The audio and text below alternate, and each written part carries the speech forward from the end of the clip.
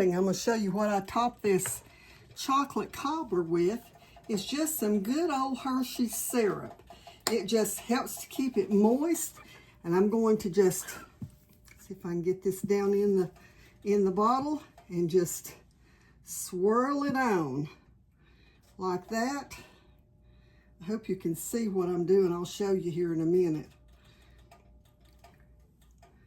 Then I'm going to get a plate and we're going to have a bite of it.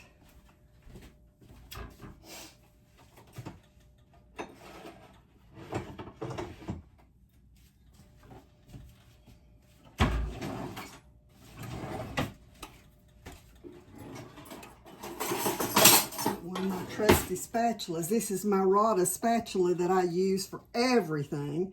And I'm just going to cut a little piece out of the corner of this because this is going to somebody else today. So as you can see here, it's called a chocolate cobbler, but let me hold that so you can see there what the inside of it looks like, how moist it is. And it's got chocolate all in it and chocolate on top of it now. And so that's going to be some good eating after a while.